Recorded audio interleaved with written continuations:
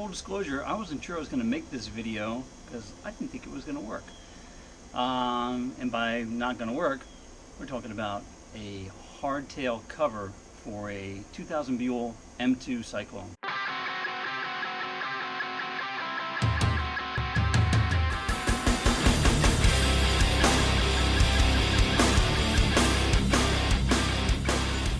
So I've got my Buell, which I love, but one thing I can't stand on these things is the seat.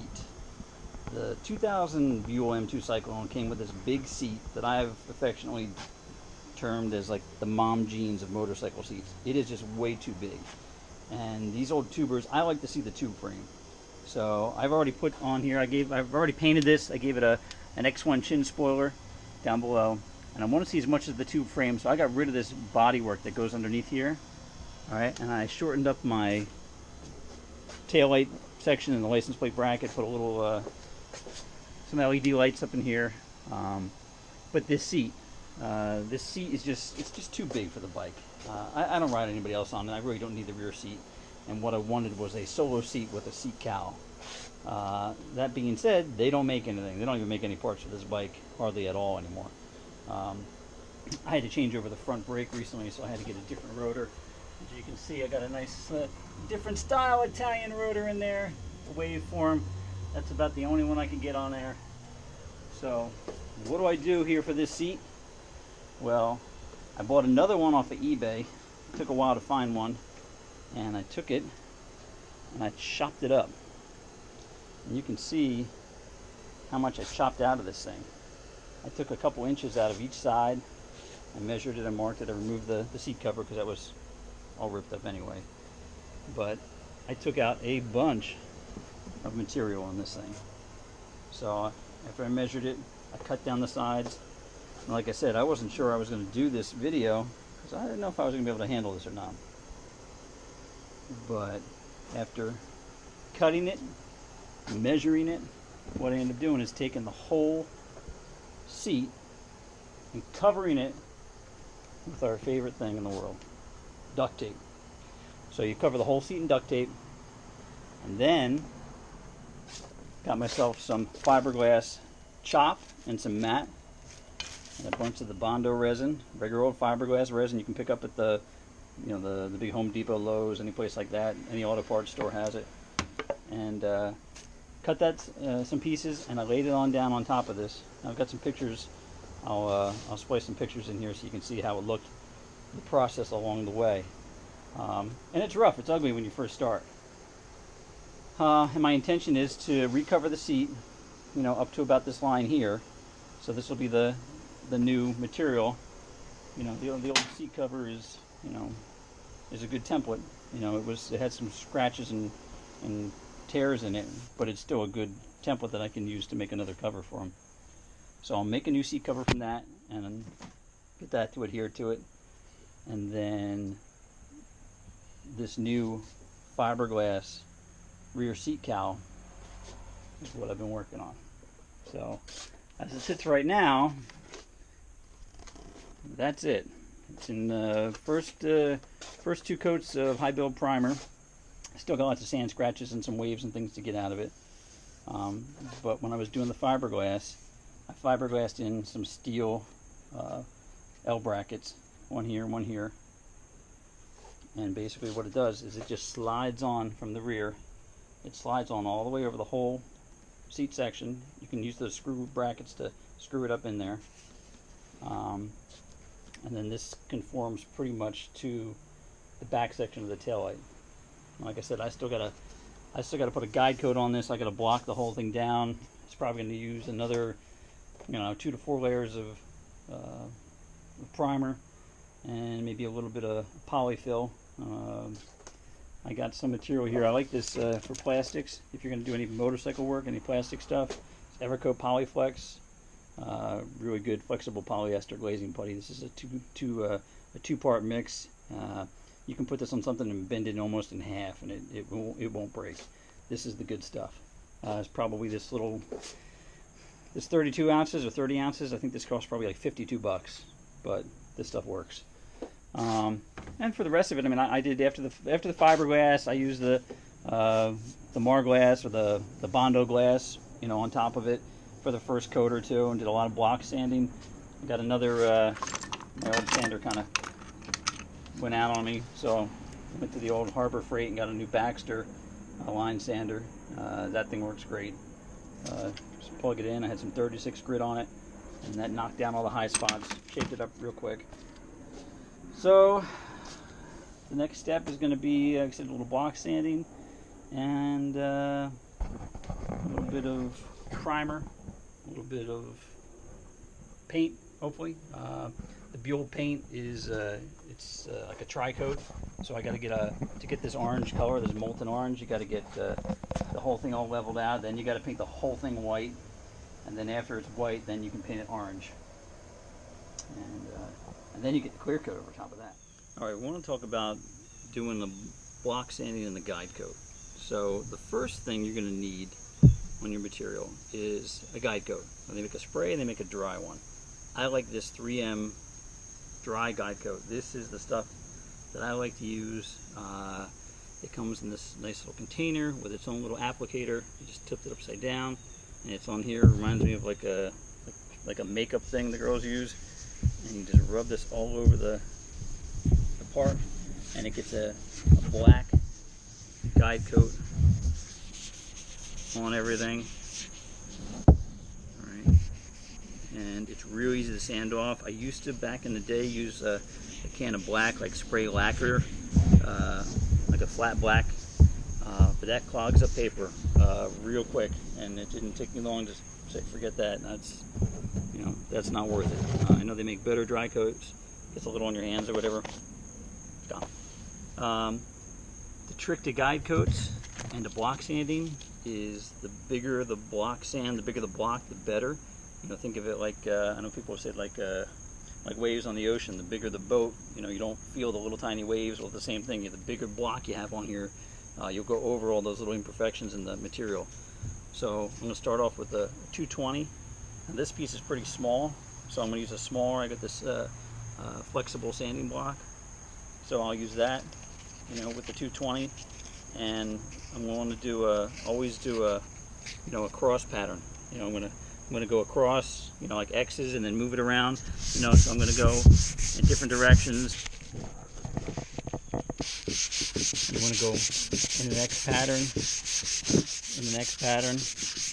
You know, keep cross sanding it.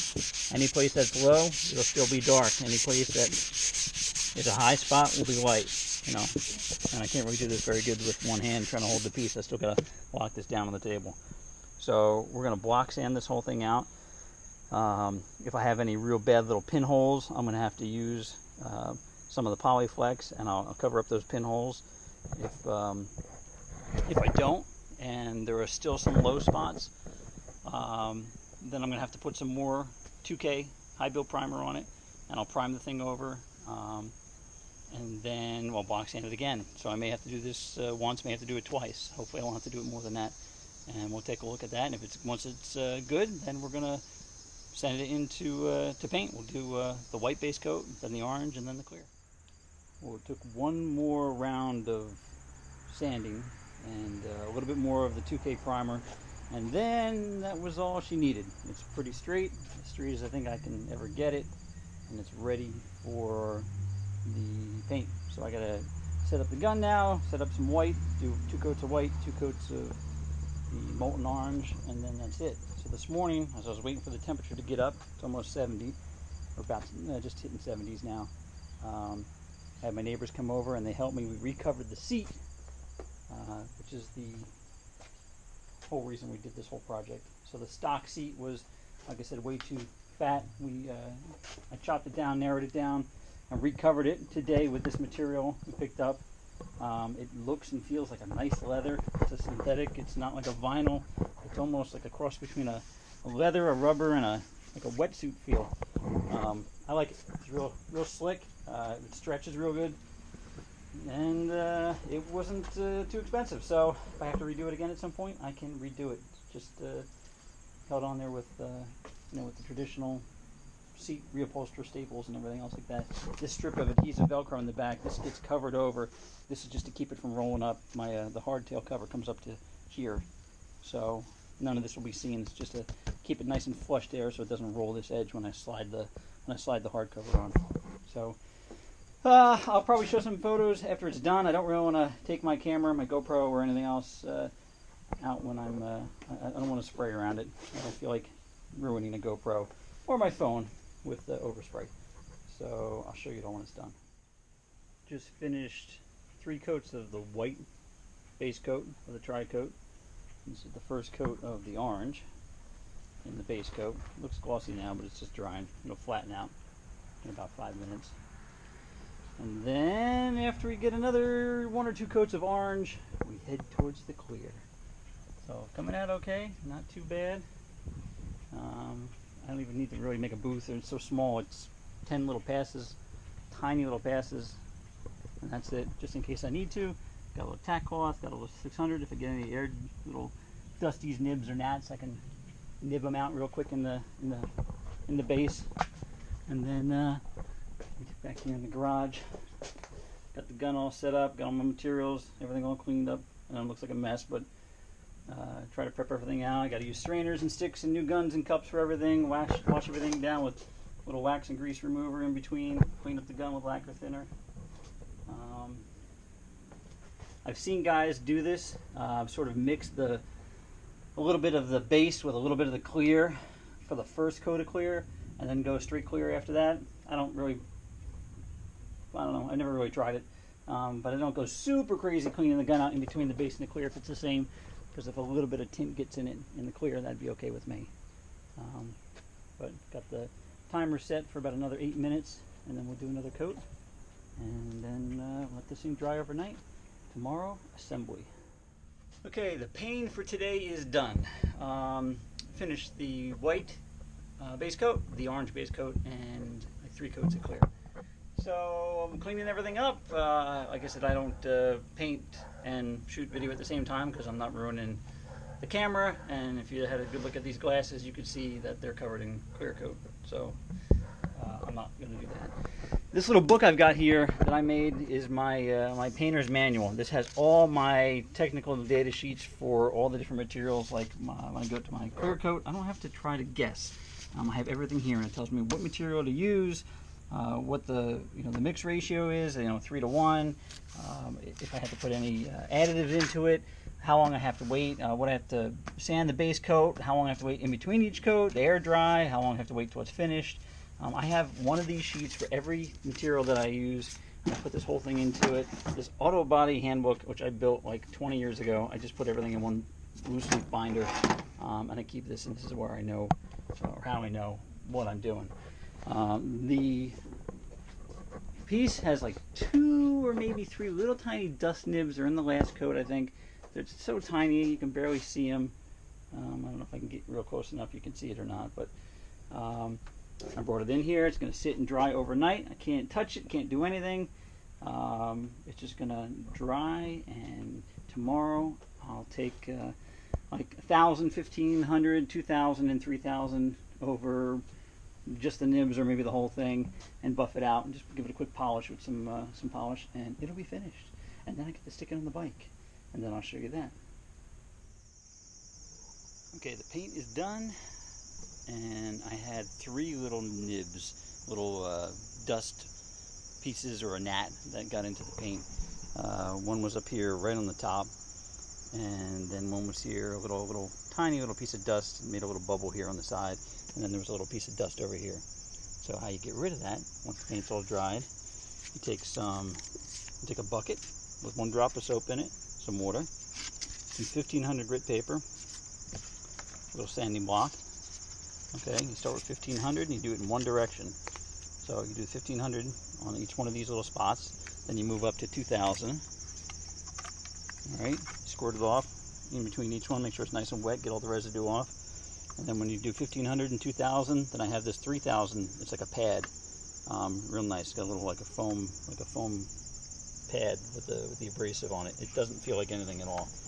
And you do that each time you move up a paper, you do it in different directions. So if you start this way with 1500, then you do 2,000 this way, and then you do 3,000. I usually do it like in a little cross pattern. So you take that little piece, and you don't have to go crazy, just, you know, with this 3,000 with a little pad on it. I don't even need the little sanding block on it. And you're just going to keep doing that until it looks good. I have a little rubber piece, it must have fallen off here somewhere. But when you dry it off, you should not see any orange peel. It should just be one flat, solid piece here. And there was a little black gnat that was stuck in there, and that's all gone now. So I'm going to dry it off. I'm going to lay it down here on my nice little terry cloth towel. And I'm going to use the Ultra Cut compound first with my DeWalt buffer and this cutting pad. And I'm going to just go over these areas here. And then I'm going to put the swirl-free polish on this polishing pad.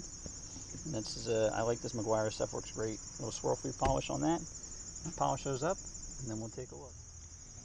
Alright, let's put a little bit of the Ultra Cut compound. Just need a little drop. And the trick is gotta kind of spread it around with the applicator so it doesn't sling all over the place. And hopefully I can do this without flying this piece off the work area.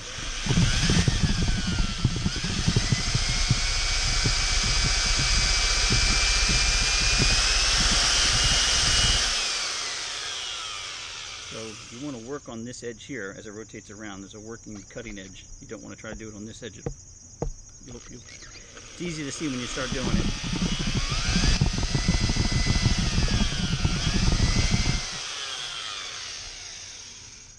And unbelievably enough, that cutting compound and that little bit took out about 99.9% of.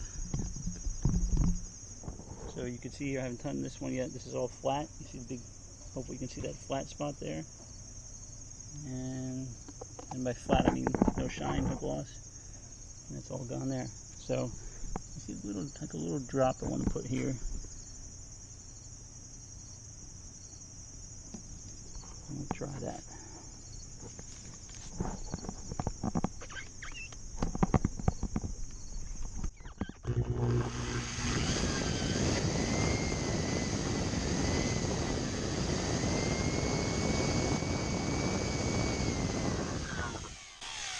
I usually like to do a little bit, wipe it off, and take it out in the sun, take it in the shade, take it in the house, try a different light. You know, it seems like I always think I have it, and then later on I'm like, oh, I missed it a little. So really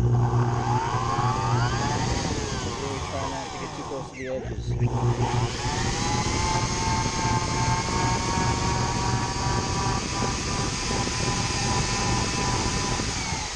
Get it close to the edge, you will burn through the paint. The paint is always thinnest on the edge. Okay. Let's see, almost.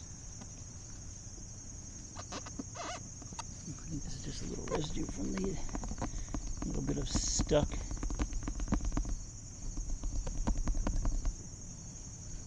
A little bit of stuck compound. So 2 out of 3 for the first pass, and I see another little, I don't know if you can see this, I see another little booger right there. So we're gonna have to wet sand that down. But before I do that, let's put the last drop over here.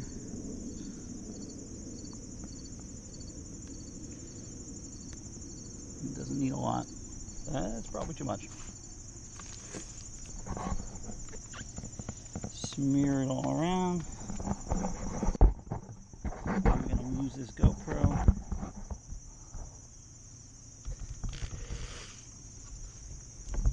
See what we can do here.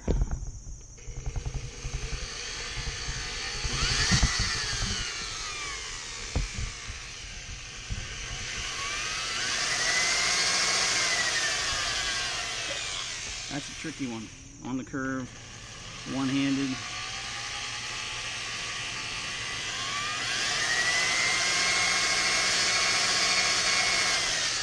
One of those trick basketball shots behind the back, nothing but net. Okay, I think we got enough of it for the moment. And now we gotta find, I see a little dust nib. Actually, I see more. I see one here that I want to get. Two here. So I've got to mark it with my fingers because I will lose it. I told my buddy John this morning, I don't think that my skills are getting any better as a painter. I think my eyesight's just getting poorer.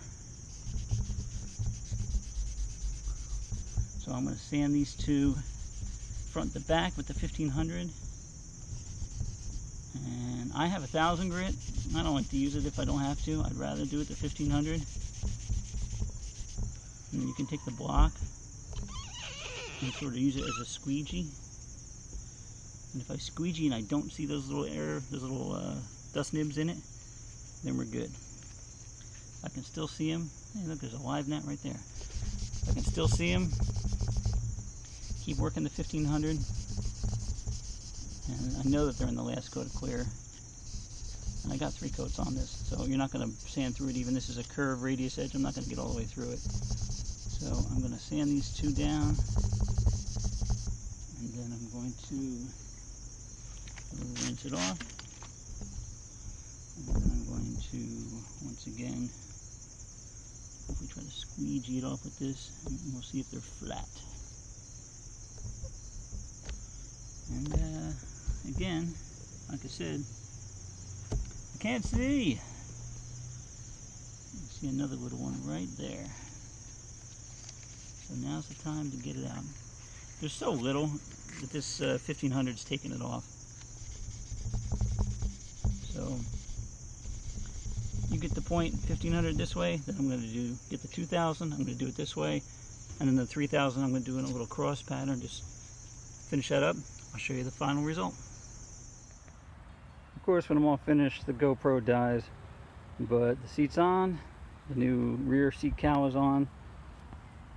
Totally finished. Slim seat. I put the handle back on. Sort of transition from the one new seat to the new rear seat cowl. But that's it. 2000 Buell M2 Cyclone custom. All done.